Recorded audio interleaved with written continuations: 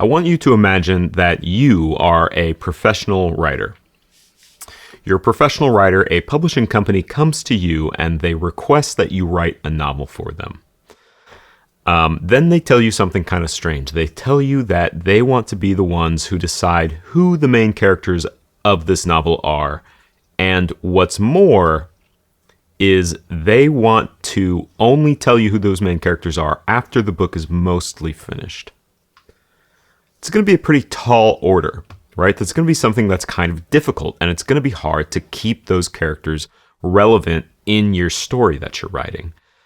If you're following along with this metaphor, you're probably understanding that this is kind of the Dungeon Master's dilemma, right? This is something that we all face as Dungeon Masters. We are expected to have campaigns ready.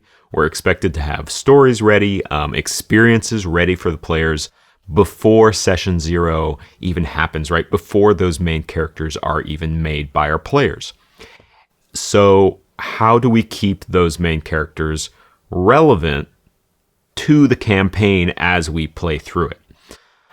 Well, to me, it comes down to just making sure that you understand who those characters are, who your players' characters are. So that's what this video is going to be about, understanding our player characters, why it's important to understand them, which we've kind of already covered. We'll talk a little bit more about that. So the importance of understanding player characters, how to understand player characters, and then how to use that understanding to make sure that we are, as Dungeon Masters, keeping our player characters in that central role in our stories, because that's something that is kind of difficult for us, right? Keeping our main characters or our players' characters in that main role, right? Especially when we don't have an understanding of who those characters are, right? Like, how do you write a story surrounding a character that you don't understand? And I think oftentimes when we don't have this understanding, that's when like a lot of the common issues manifest that we see in Dungeons and Dragons, like railroaded campaigns, like forcing, doesn't matter who the character is, just forcing those characters onto a set story. I think that can be caused by other issues, of course, but I think that it's often caused just by not understanding the players, like who the players' characters are. And then I think like player indifference and fatigue and boredom and, when players feel like their characters aren't relevant to the story, I think those also come from that lack of understanding who their characters are. And also not utilizing the understanding when we do understand it. So we want all of our players to be involved in the game, right? In the narrative. We want to avoid them just kind of moving through the stories, showing up week after week. And I really feel like the best fiction has characters that kind of give and take with the story, right? They change the story. Their goals and motivations drive the story forward. And the story even changes them, right? Like that second part is probably a topic for another video. But in the best fiction we see, the characters are the core of the story, of what's happening. So we're looking for that involvement. We're looking to put them at the forefront of the story, make them the core of the story. But how do we solve this issue? How do we understand the players, right? Well, years ago, while I was an undergraduate dungeon master, if you will, I first started thinking about this, and I began by just talking to my players. So many issues can be solved by just talking to your players, right? So I went and talked to my players.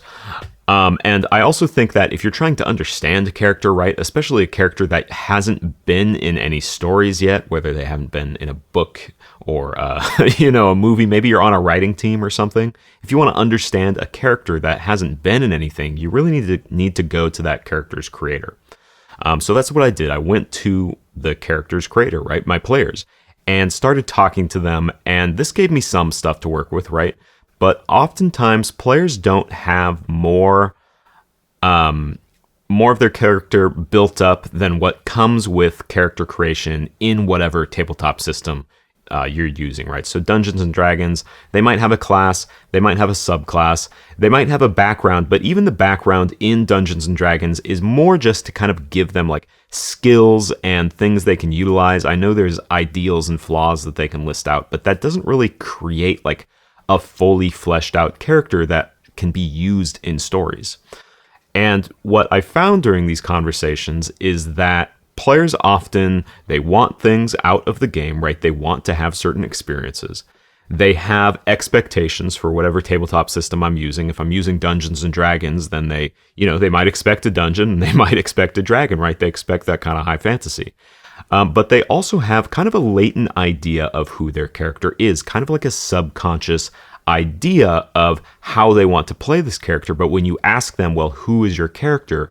That often doesn't come out, right? And I think that it comes down to the players don't really have the language to say what they want, say what their expectations are, say who their character is until you find the right questions to ask them. So I was looking at methods of facilitating this, right? Finding those right questions to ask my players. And it kind of came back to the 5 basic questions of the English language, right? Who, what, when, where, and why. Also sometimes called the 5 W's, right? You probably heard about this in 7th grade English or maybe like a journalism class or something, but it makes sense that we would end up back there because A, we're looking for information on our players, right? We're trying to understand something. And B, we're talking about literary tools, right? So we're probably going to be visiting English class sometimes.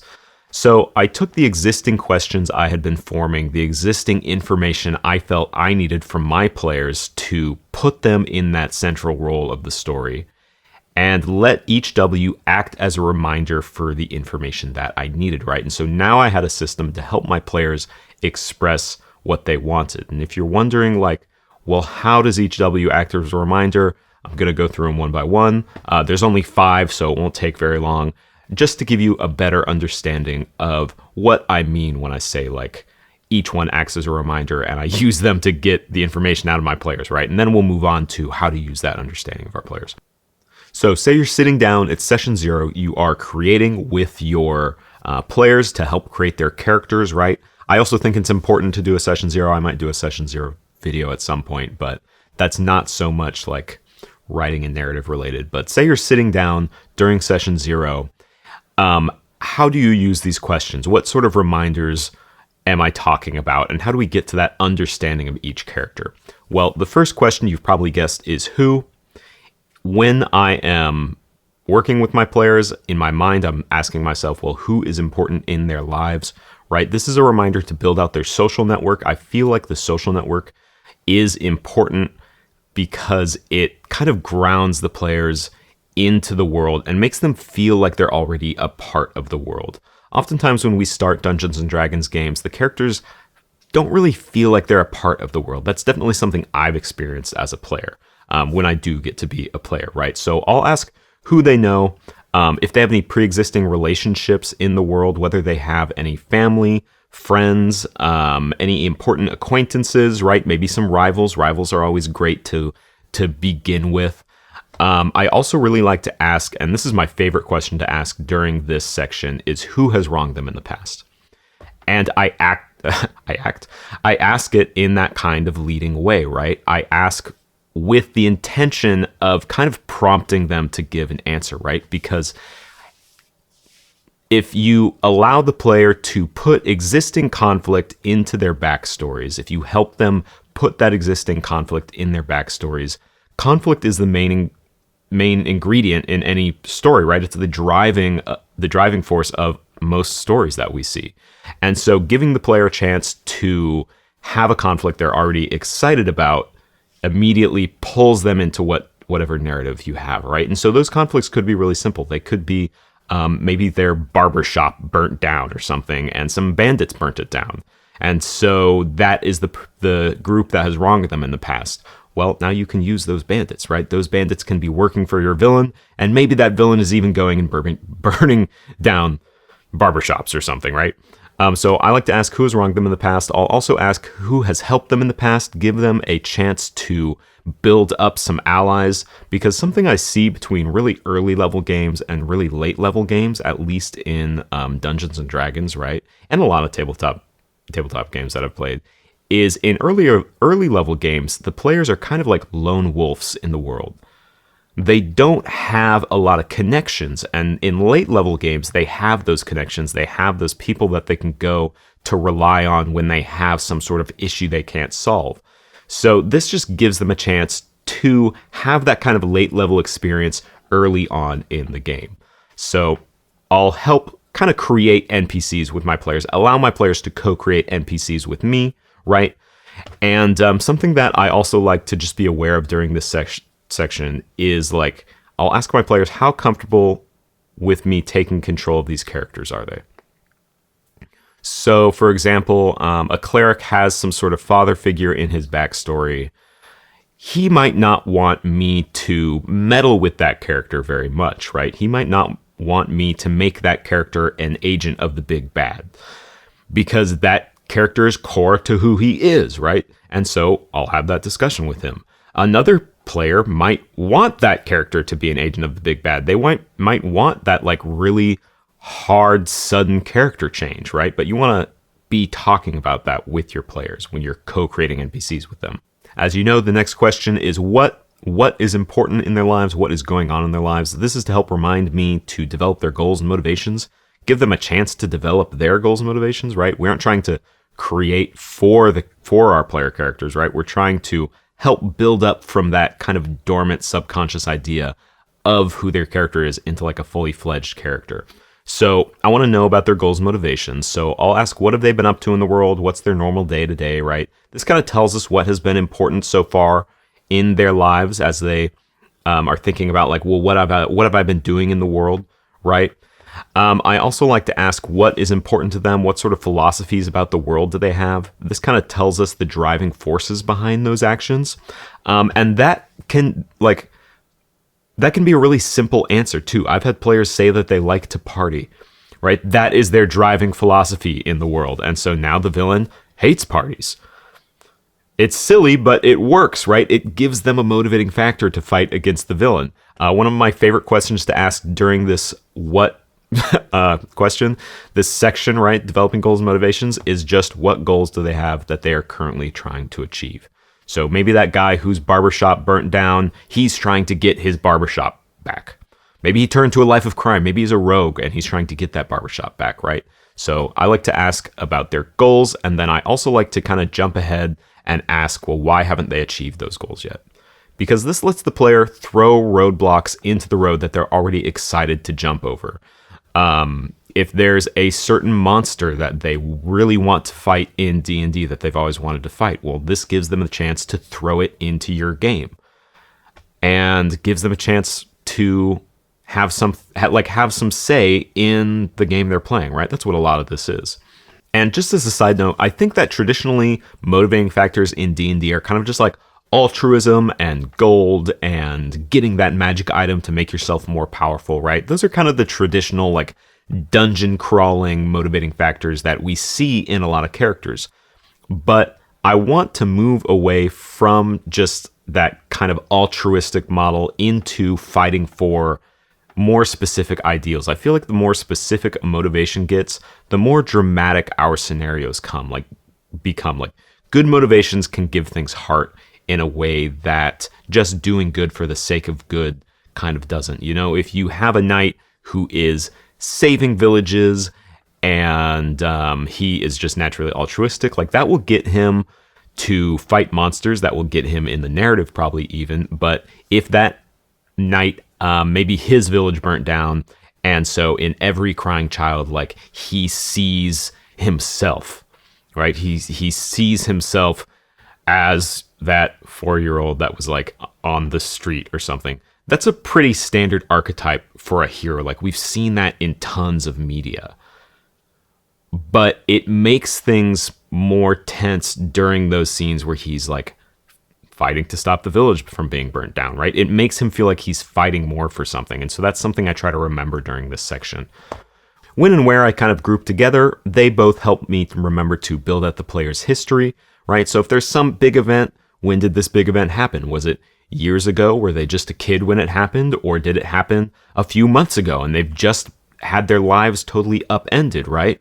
And where did that big event happen, right? If you have a really strong built out world, if you are a dungeon master who has been world building for a long time in the same world, this gives a players a chance to like learn a little bit about learn a little bit about learn a little bit about your world, right? When you ask them, well, where did this event happen? That gives them a chance to look at the map, ask questions about the map. I also like to ask where they hail from. And something I try to remember during this stage is where do they hail from geographically, right? Where on the map, where in the city, what city, and then where do they hail from socially? And so I might ask, like, well, where do you come from culturally? Like, culturally, what kind of cultural background do you have? Because a cleric and a rogue who are from the same street are going to be from vastly different social backgrounds, right? So we want to make sure that we are kind of having that conversation to see what parts of the city they might be interacting with, what parts of the city might know of them, right? If you're running like a really tight-knit city type of game. So that's when and where, and then why. Why are these things important? This is to bring it back to the core idea that we are just trying to understand the player. That is the reminder for this question. So I'll ask follow-up questions about useful areas, things that I think that I can use in the campaign to kind of engage them more. I certainly want to ask why they haven't achieved their goals yet. I kind of mentioned that earlier. And then I also like to ask, why is the player the class that they are? Both why is the player the class that they are, and then why is the player's character the class that they are? Because those are going to be different, right? The rogue, the player of the rogue might want to be a rogue because he wants to play a sort of like Robin Hood role, stealing from the rich and giving to the poor, right? A different rogue might just want to be kind of more greedy and build up his criminal empire, right? So we want to ask what the player wants out of their character. And then we also want to ask why the player's character is the class that they are. How did the knight become a knight? How did the rogue become a rogue, right? Did his barbershop burn down and he was forced into a life of crime? This is stuff that we want to know. Then once we have that knowledge, once we understand the player, we can use that understanding to build our narratives around the player, enclose our narratives around the player, right? Or even build narratives directly for the player, right? That's a totally valid way of doing things. But what kind of tools do we use once we have this understanding? Well, the first tool that I like to use is what I call unresolved conflicts. Pretty standard, right? As I said earlier, conflicts are the driving factor of most stories. So we want to look for the ones that are unresolved, and then we want to weave them into whatever narrative we have planned, right? So that rogue whose barbershop burnt down, right? That's his unresolved conflict. He has a conflict with those bandits, and maybe he can't do it on his own. Maybe those bandits are working for our main villain, right? And so now we have the rogue more tied into the story than he would have been. The second thing that I like to look for are existing goals. So that is why I loved asking... well, like, what are your existing goals? Are you a barbarian who wants to form a barbarian horde, right? Are you a rogue who is just trying to get his barbershop back? How are you going to do that? How am I going to make sure that you can do that and tie that into my narrative, right? So that's the other tool that I like to look for, are existing goals. Moving on, the third tool I like to look at is what I call upheaval of the norm, right? So when we're asking the player, what are you currently doing in the world? What's your day to day? This upheaval of the norm is really kind of the call to adventure, right? So if that rogue is stealing every night, he just goes out and he kind of does his thieving business, and that is his normal day to day. Well, how are we going to change that to throw him into our narrative? Maybe he accidentally steals a magic item that he can't get rid of, right? And that is integral to the narrative. Maybe he has a warrant out for his arrest, right? Maybe he finds information that he shouldn't have, and now he has to do something with it, right? So this is great for early on in the campaigns. You can use it sometimes in like later campaigns or later levels, right? Like later in your campaigns, if your players are kind of just getting into a routine, maybe every session they're just going out and doing a bounty hunt, throw a wrench into that bounty hunt to make things more exciting. The fourth tool I like to look at is what I call the challenge of ideals.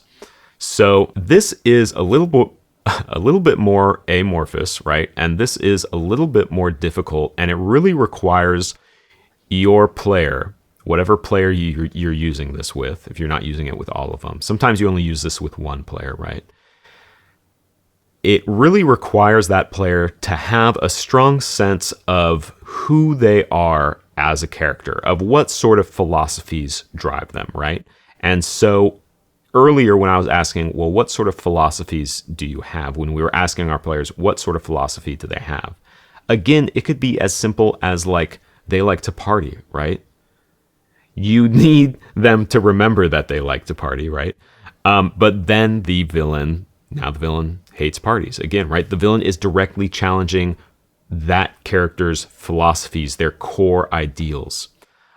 You can do this even in a more subtle way by just maybe having monsters that represent the challenge of those ideals. So if you have a ranger who is very, he is self-reliant, right? He really believes in like self-responsibility. Well, maybe the opposite of that would be like a cult or like zombification or something, right? Something where that independence is removed from the people that join it, right? So now that directly challenges his ideals, but that character really needs to have a strong sense of who they are. So watch during your sessions, see what characters really fall back on their internal philosophies, and then capitalize on those philosophies.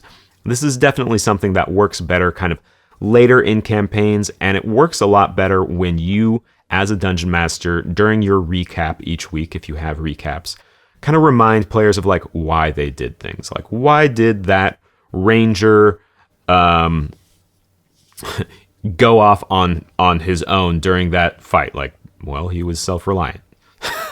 something to just remind your players of who they are. Have that conversation with them. So these are all great tools, but we can't really use them unless we really understand the player's characters. So hopefully this gave you a better way to understand your player's characters, gave you some tools on how to use those understandings to better put your player's characters into the center of your narratives, right? Really make your narratives about them, make it so that their goals and motivations are driving the narrative rather than the narrative just kind of dragging them along, right? Just some closing notes. I would make sure that you write this information down for reference, right? This is stuff that you can use throughout your campaign, and then as you have your players play through the game, right, then you can make notes on like how their characters are changing and stuff, right? So we want to have notes on our players' characters. We want to use this information to give our players goals, right? Give them motivations, or more so give them opportunities to follow their goals and motivations, right? We don't want to say, you have to go after this, right? Because then that's not their goal and motivation. We want to learn what their goals and motivations are and then put opportunities for them to follow those goals and motivations into our campaigns, right? Because we don't just want them like wandering through the campaign, just showing up week after week, right? So that's the goal of all this, is just to put them in that more important role, use this information to enclose the story around them, right? And to make them the main characters in this world, in your world. Speaking of goals, my goal with this channel is to focus on the writing and narrative side of tabletop gaming, just to kind of better craft stories for ourselves, for our players, make things more fun, make it so that they're talking about our last session, right, and excited for our next session. So if that's something that you want to do with me, learn in that kind of way, then please stick around. I'll be kind of looking at traditional methods of writing and translating them into the D&D world, and then also coming up with other methods of writing that we can use and we can learn from, right? So thank you so much for watching. My name is Wes. I'm a dungeon master, as you probably guessed. That is Prismo. Prismo, can you look at me? Can you look at me? Yeah, that's Prismo, my dog. And once again, thank you for watching. I'm sure I don't need to tell you about all the things that you could do to help the channel grow, like liking and subscribing. But I will mention them anyways.